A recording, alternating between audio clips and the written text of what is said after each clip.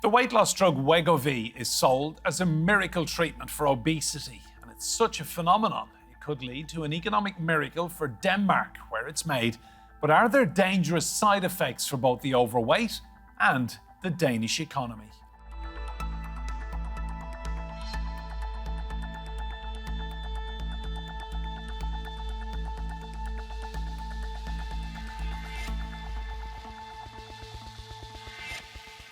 Hello and welcome to Roundtable. I'm Enda Brady. Novo Nordisk, the Danish company which makes Wegovy, can't believe its luck. The firm's share price has doubled in a year, making it Europe's most valuable company. The promise of huge weight loss through monthly injections has led to a global rush for this drug.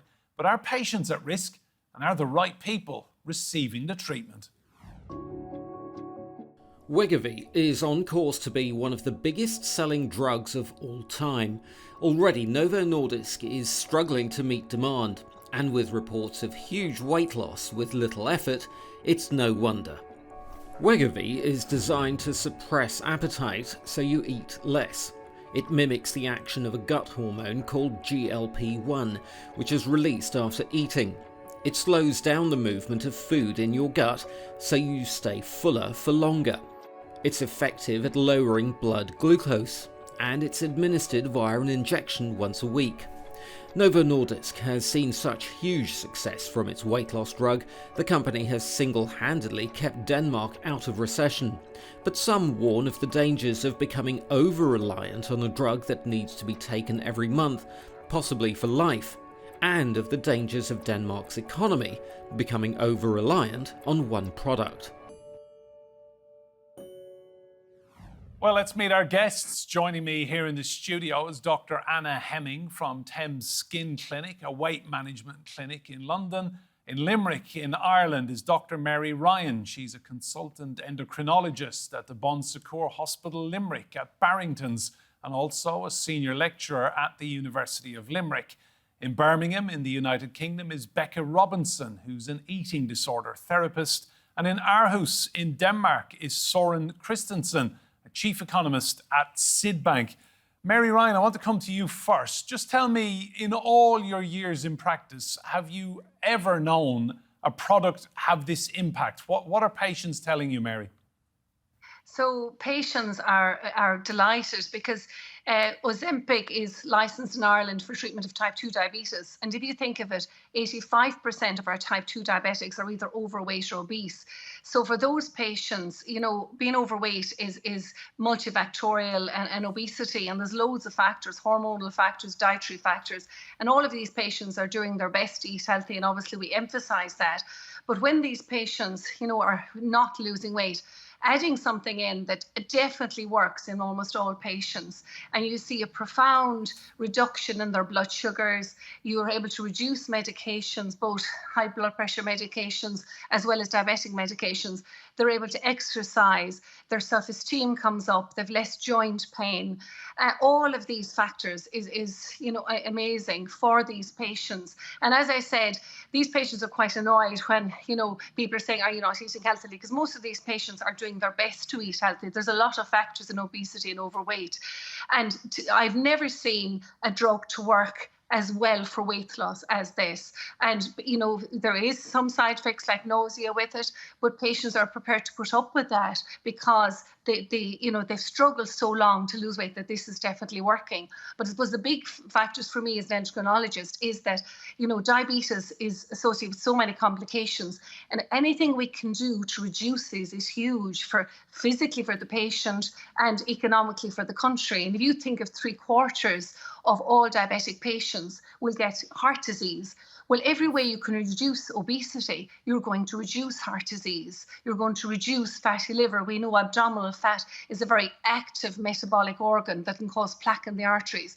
So any way you can reduce weight, you're going to have huge benefits for the patient. So no, it's absolutely brilliant for the patient. Of course, the big problem is they're trying to get it, and patients coming in and they've been on it and then maybe off it for 2 months because there's such a difficulty in getting it. But no, really, really happy as an endocrinologist with the drug in that it does what it says on the tin, and that's been fantastic for patients. Anna, just talk me through the difference. I want to look at the difference between Ozempic and Wegovy. Okay, so they are the same drug. It's semaglutide, which is injected once a week. So on the face of it, they are the same. However, what we have is the licensing of Wegovy. It's been FDA approved in the US, which means it has a license to be injected for our obese patients, for the patients that Mary has so eloquently described. We also are able to use Ozempic for people who are overweight because it can be used off license. Now, the real difference between your Ozempic injectables and your Wegovy is that all the patients will be dosed gently. Every month they'll increase their doses, but the Wegovy doses can be made much stronger. So we get the range from up to 1 milligram in Ozempic, but it goes to 2.4 milligrams in the Wegovy injectable. It comes with additional potential side effects, but the strength of the medication has proven in the Novo Nordisk studies to give an extra percentage in weight management loss, which is absolutely ideal for the high BMI patients. Becca, you're an eating disorder therapist. I want to ask you, do you have any concerns about weight loss drugs? Yes, I do have concerns. One of my main concerns is the level of consideration from a psychological point of view and the patient's mental health, how much that is being considered when somebody reaches out to a GP and is looking for support. So when they are being assessed for their suitability to take Wegovy or other weight loss injections, how much is the patient's psychological state being taken into consideration? Because we do see that there is an increasing rate of people with eating disorders, particularly since the pandemic. The amount of people with eating disorders has skyrocketed. And the most common eating disorder that we see is binge eating disorder. And these patients are the most likely to be prescribed weight loss injections because out of most eating disorders, they are the most likely to be in a larger body. Now, that does not mean that everyone with binge eating disorder is in a larger body, but they are the most likely to be prescribed weight loss injections as opposed to eating disorder treatment. And I work with people with eating disorders currently through a charity, and I have seen this, not in the case of Wegovy, as it's relatively new, but historically with other weight loss injections where patients have reached out to the GP for support for binge eating disorder. And instead of being given support from an eating disorder service and given psychological support, they have been passed on to weight management and been given weight loss injections. And that's a real concern, especially when with weight loss injections, we often see people experience very rapid weight loss. And then when they stop taking it, very rapid weight gain, and that can be really harmful not only physically to these patients but also psychologically, because we're not really addressing the root cause of what's going on for people with eating disorders who are being prescribed weight loss injections. I want to bring in Soren. This has been a runaway success story for the company Novo Nordisk and for your country, Soren. Should every person in Denmark be thanking them for keeping you out of recession? Yeah, it's close to it. So this is a very, very large company, at least now it is, and Denmark is a relatively small economy.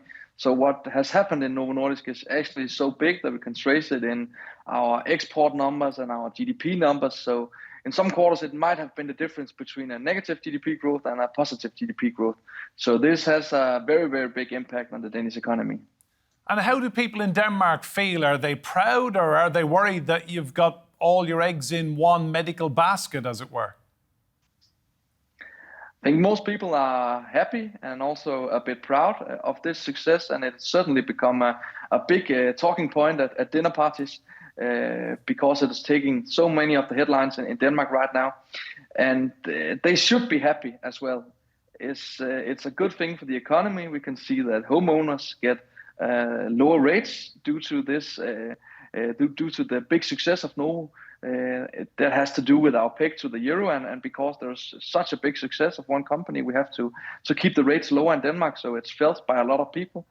There's also, most Danes have Novo Nordisk in their pension funds or maybe in other investments, so they are also pretty happy, I guess. And of course, then you can say you could worry about this. We have seen, if you look back in time, in Finland, they were very dependent on Nokia, and suddenly we should not have Nokia phones, all of us. And then it hit Nokia very hard, and also the Finnish economy. It could happen in Denmark as well, but what we should be aware of is that even though there's a big success in Novo and they are making a lot of money, they are not employing that many people. So there's not a lot of the Danish economy who's tied to the pharmaceutical sector. So even if it would be bad for the Danish economy if Novo were to face some downturn, it would not tip over the Danish economy because we have so many other strong sectors. But if we were to think that this success of Novo would continue for the next 5-10 years, then of course it would grow a lot bigger. And what we're seeing now is that they are also opening factories and production facilities, other places in Denmark.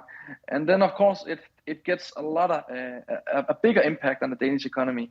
And at that time, it could be a potential problem for the Danish economy. But at this time, I would categorize it as a luxury problem. Well, let's hear from the CEO of Novo Nordisk. He is Lars Frøgaard Jorgensen, and this is what he had to say recently.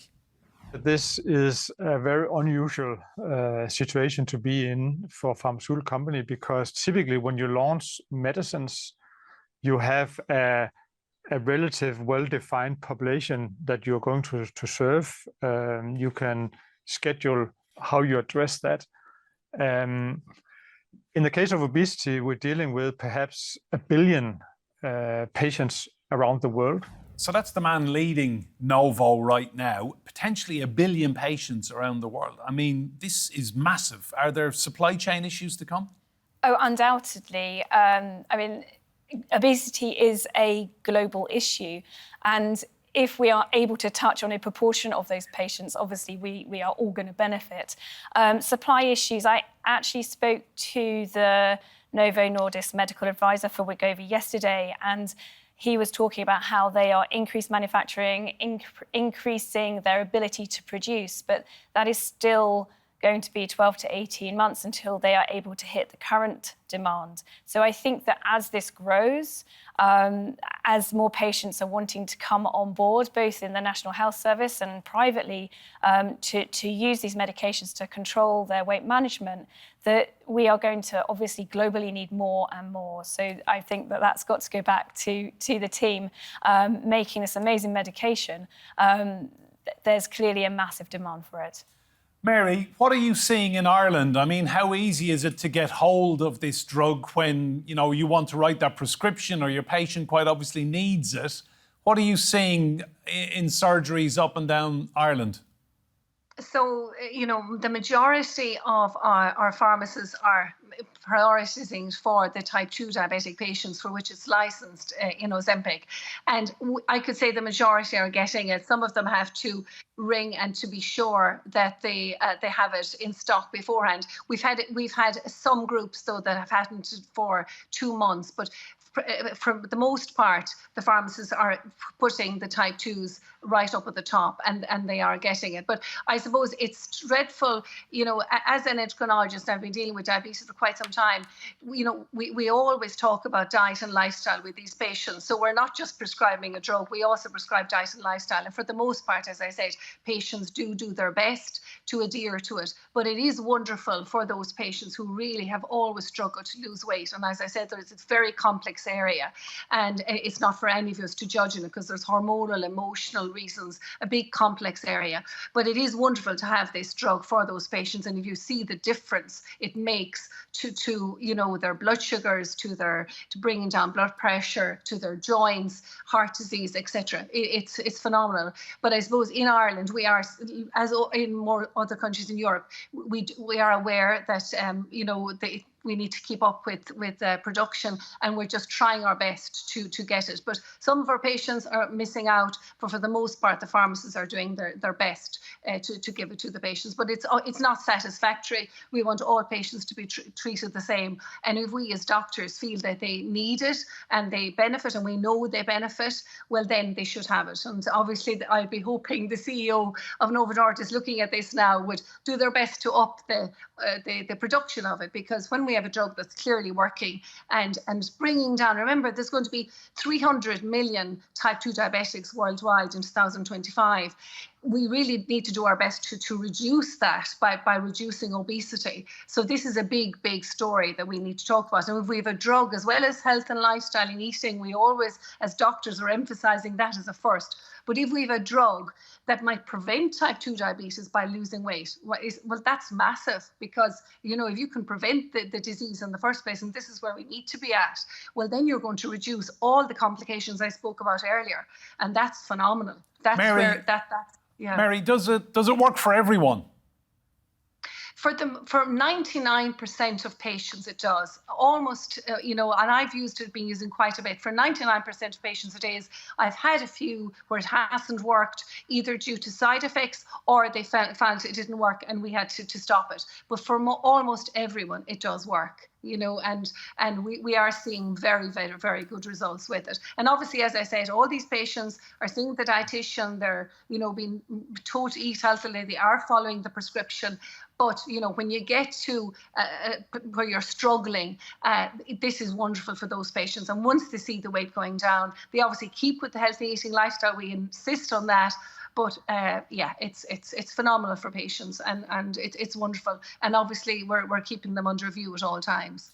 Soren, I want to ask you, how much pressure does this now create on Novo to keep supplies coming? Millions and millions of units needed every hour of the day globally. I mean, they've created an extraordinary situation, and now they have to deliver. Yeah, they do. It creates an immense pressure, and I think that's one of the things in the company they're most focused on. And that's also what we're seeing, that they're opening manufacturing facilities around the world and also in Denmark. So they are trying their best, but I think this market is very, very big, and I think it's almost unrealistic that they'll produce enough. So what I've heard them also say is that other producers of other drugs, there will also be a demand for that. And Novo will not be able to fill all the demand around the globe, because it is such a big market, both the diabetes and obesity markets. Soren, thanks for your insight. Really, really appreciate your time on Roundtable today. Well, the rush to get hold of this product obviously is driving a lot of people to the internet, and we know there are dangers there. Let's hear from Mike Isles. He runs the Alliance for Safe Online Pharmacy, and this is what he told Roundtable. Wegovy, it appears, is suffering from supply chain issues because it's become so popular so quickly. And therefore, the legitimate supply chain, pharmaceutical company to wholesaler to pharmacist, the supply is currently erratic. So people are turning to the internet to try and get their medicines online, perhaps totally unwittingly thinking that the websites they're going to, which look completely legitimate, in fact, are not legitimate, and they will be selling you falsified medicines. And this is very dangerous to the health, because we don't know if there's an active ingredient in there. There might be too much, too little, or none at all. And in cases in the past, they have had poisons in as well, and mixed in the most awful conditions. Becca, what do you think of what he's just said there? People being pushed online, trying to source the drug and getting frantic and taking grave risks? Now that we are seeing this being spoken a lot in Hollywood, and it's becoming known as like the skinny shot, there's a lot of media coverage of it. We're seeing it all over social media, in particular TikTok. And we know from the research that this promotion of weight loss and kind of advertising and promoting the thin ideal is a really key contributing factor to the development of eating disorders. So there's that risk factor that I'm concerned of, that how this can, add to the levels of eating disorder cases that we are seeing, but also that because the level of eating disorders are so high at the moment, that there is a lot of people out there who will be vulnerable to see all of this in the media, and that will speak to their eating disorder. And having myself personally had lived experience of an eating disorder, I know how vulnerable and desperate it can feel to chase that kind of weight loss desire, that people will turn to desperate measures and turn to online markets where they may not be obtaining legitimate medications. And the risk factor and the harm that this can do to people is absolutely detrimental and even fatal. So this is a huge concern I have around Wegovy. Anna, can I ask, do you share those concerns as well? Absolutely. I think that the social media and TikTok, YouTube, all of these influences on people are sort of opening their eyes as to what is available. I think we have to be very clear that in the UK and for our NHS patients with a BMI over 45, the Novo Nordisk team have confirmed that their supplies are safe. But there are a lot of people that fall outside that bracket who are interested in either a quick win or something that may not really be the most suitable thing for them, and rushing onto the websites that are supplying we don't know what to these patients in a non-regulated fashion is very dangerous. I think that the take-home message has to be that if you are interested in somebody helping with your weight management journey, they need to be seen in a CQC-registered and regulated clinic for weight management, where the people inside that clinic are trained to manage their concern. They will have the facilities then to read blood tests, take blood pressure measurements, and make sure that the sort of mental health and psychological stability of that patient is suitable to go ahead with treatment, and incorporate, obviously, the lifestyle, diet, exercise protocols that we all like to see in place, as doctors and medical professionals. The other things that we also have the ability to do nowadays is to test people's genomics, and it's slightly off topic, but these help people understand maybe the best way for them to exercise or the right foods that their own personal body will get the best results for them. And there are other things we can do to help. It's not just about an injectable. Mary, I want to ask you, what advice would you give to anyone watching who is tempted to go on a dubious website? They can't get it from their GP or pharmacist for whatever reason. What advice would you give people who are tempted to spend money? It could be putting cash into the hands of criminals, really. Yeah, well, it's just for their own health's sake. First of all, we don't know what they're getting. But secondly, there's a certain cohort of people that should not take this drug. And that's if there's any problem of pancreas problems, you have to watch their thyroid. There's a few family history of medullary cancer of the thyroid. So, there's a few patients that absolutely can get this drug. So it's really, really important that it's prescribed by a medical professional who knows you well, who's checked you out, make sure it's safe to do so, is keeping an eye on your eyesight, because we always do that, particularly in our diabetics. With retinopathy. So there's a whole myriad of things you really have to watch to make sure it's safe. And yes, it's a very good drug, but as the other speakers have said, we as doctors always insist on healthy eating as well as exercise, as well as the injectable isn't the only thing, remember. But to answer your question, Enda, yeah, I absolutely would deter them completely from it. A, we don't know what they're taking, but B, it has to be appropriately prescribed, and it's for the right person. So that's really, really important. You could have a thyroid problem you know nothing about, and you could only make things worse. So there's a whole cohort of people that can take it, and make sure that it's prescribed by a medical professional who has checked you out, who knows you, and that I couldn't recommend that high enough, really. I mean, it's wonderful to have these. And yes, I know everyone, wants to lose weight if they have issues losing weight, but there's experts out there to help you, and all medical professionals and dietitians are there to help you. And as your earlier speakers have said, our objective is to have us all healthy. And I think that's the thing. We're always talking about healthy eating, healthy lifestyle. And if we can add in anything medically, yes, we will do so. But our objective is to have everyone healthy and to live as long as possible in a healthy way. That's key. Anna, I want to ask you, at the moment, it's an injection. At what point will we get to it being available in pill form, in packets, and, moving on to that being more readily available? That's a very interesting subject. There are obviously oral medications that can be prescribed. The dose is tend to be a lot higher, side effects slightly different. It would be amazing, wouldn't it, to be able to produce something that lots of people could take, but I think the bottom line is it has to be safe. So even if we roll out an oral medication, it still has to be looked after by the health professionals who know this, who do this day in and day out and know how to manage patients who shouldn't be on this medication, but also those who have side effects. And these medications aren't without risk. So I think regardless of how you take it, yes, this is an injectable treatment. Is it a painful injectable treatment? No. So I think that may help. Becca, my final question goes to you. How concerned are you about all these celebrities now all over social media trumpeting a weight loss drug? Well, to kind of go back to what I spoke to earlier, we're very aware that this is a contributing factor to the development of eating disorders. And also, you know, it poses risks for people who already have eating disorders as they're vulnerable. But I'd also like to kind of go back to the discussion around prescribing this in a safe way. And from my perspective, that's a concern I have as to whether it is being prescribed in a safe way.